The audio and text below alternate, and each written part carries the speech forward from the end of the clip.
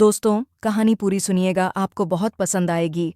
नमस्ते दोस्तों, मेरा नाम रिया है। ये कहानी मेरे दादा और मेरी मम्मी की। मेरा परिवार छोटा सा था। मेरे दादा, जिनकी उम्र अब 62 साल की थी, मेरी मम्मी जो 38 साल की थीं, मेरा बड़ा भाई राहुल जो 25 साल का है और विदेश में नौकरी करता है, और मैं 20 साल की रिया। मेरी दादी की मौत 10 साल पहले हो चुकी थी। वो एक हादसे में चली गई थी और उसके बाद से दादा अकेले रह गए थे। मेरे पापा भी हमें छोड़कर जा चुके थे।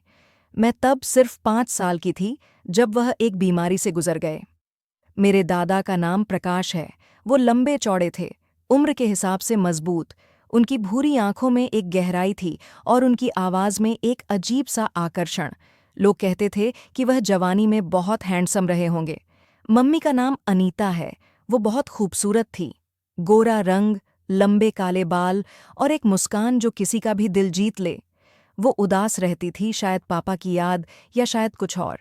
लेकिन सच तो मुझे बाद में पता चलता, जब मैं कॉलेज में थी, पहले साल की पढ़ाई कर रही थी।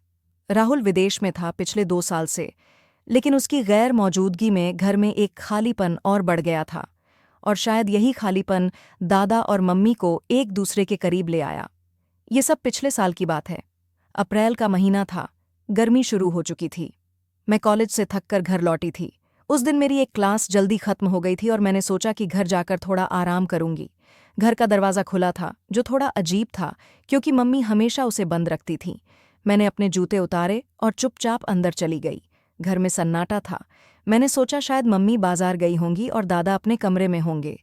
मैं अपने कमरे की तरफ बढ़ी, लेकिन तभी मुझे रसोई से कुछ आवाज़ें सुनाई दीं। हल्की हल्की हंसी, कुछ फुसफुसाहट। मैंने सोचा शायद कोई पड़ोसी आया होगा। मम्मी को हंसते हुए मैंने बहुत दिनों बाद सुना था, तो मेरे मन में एक उत्सुकता सी जागी। मैं चुपके से रसोई की तरफ बढ़ी। दरवाज़ा थोड़ा सा खुला था और मैंने अंदर झांक कर देखा। जो मैंने देखा वो मेरे लिए किसी झटके से कम नहीं था। मम्मी रसोई में खड़ी थीं। वो चाय बना रही थीं और उनके हाथ में एक कप था। उनके ठीक पीछे दादा खड़े थे। उनकी बाहें मम्मी की कमर पर थीं और वह धीरे धीरे उनके कानों में कुछ कह रहे थे। मम्मी हंस रही थीं। उनकी आंखों में एक चमक थी जो मैंने पहले कभी नहीं देखी थी। दादा का चेहरा मम्मी के कंधे के पास था और वो धीरे से उनकी गर्दन के पास अपनी नाक ले गए। मम्मी ने हल्के से अपनी आंखें बंद कीं, जैसे वो उस पल को महसूस कर रही हों। ये सब इतना अजीब था कि मैं समझ ही नहीं पाई कि क्या हो रहा है। मेरा दिल जोर जोर से धड़क रहा था। मैं चुपचाप पीछे हट गई और अपने कमरे में चली गई। मैंने दरवाज़ा बंद किया और बिस्तर पर बैठ गई। मेरे दिमाग में सवालों का तूफान उठ रहा था। क्या मैंने जो देखा वो सच था? मैंने सोचा कि शायद मैं गलत समझ रही हूँ। शायद वह बस हंसी झांक कर रहे थे। लेकिन मेरे दिल को यकीन नहीं हो रहा था। मैंने अपने आप को शांत करने की कोशिश की। मैंने सोचा कि शायद यह एक बार की बात हो, लेकिन फिर भी मेरे मन में एक शक का बीज पड़ गया था। उस दिन के बाद मैंने दादा और मम्मी पर नज़र रखनी शुरू कर दी। अगले कुछ दिन मैंने गौर किया कि दिन में सब कुछ सामान्य था। मम्मी सुबह उठती, नाश्ता बनाती, दादा को चाय देती, दादा अपने अखबार में खोए रहते और मम्मी घर के काम में लगी रहती। लेकिन कुछ तो बदला हुआ था। दादा की आंखों में एक चमक थी जो पहले नहीं दिखती थी। वो मम्मी से बात करते वक्त थोड़ा ज्यादा मुस्कुराते थे। मम्मी भी पहले से ज्यादा खुश लग रही थीं। वो गुनगुनाती रहती, अपने बालों को बार बार संवारती और कभी-कभी दादा की तरफ देखकर हल्के से मुस्कुरा देती। ये सब छोटी छोटी चीजें थीं, लेकिन मेरे शक को और गहरा कर रही थीं। एक शाम मैं अपने कमरे में बैठी किताब पढ़ रही थी। मम्मी ने कहा था कि वह पड़ोस में किसी से मिलने जा रही हैं और दादा अपने कमरे में थे। मैंने सोचा कि थोड़ा टीवी देख लूं।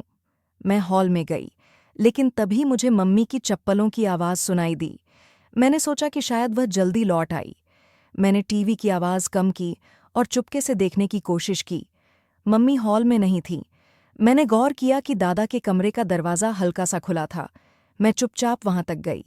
अंदर से मम्मी की धीमी आवाज़ आई, प्रकाश जी, कोई देख लेगा तो क्या सोचेगा? दादा ने हंसते हुए कहा। अनीता, रिया ऊपर है और बाहर कोई नहीं है, चिंता मत करो। मैंने दरवाजे की दरार से झांका। मम्मी दादा के पास बैठी थी। दादा का हाथ मम्मी के कंधे पर था और वह धीरे धीरे उनके बालों को सहला रहे थे। मम्मी का चेहरा थोड़ा लाल था और वो दादा की तरफ देखकर मुस्कुरा रही थी। फिर दादा ने अपना चेहरा मम्मी के करीब किया और मम्मी ने अपनी आंखें बंद कर लीं। उनके बीच का वो पल कुछ ऐसा था जो मेरे लिए समझना मुश्किल था। मैं चुपचाप पीछे हट गई और अपने कमरे में आ गई। मेरा दिमाग सुन्न हो गया था। कुछ दिन बाद एक रात मैं देर तक पढ़ाई कर रही थी। करीब 11:30 होंगे।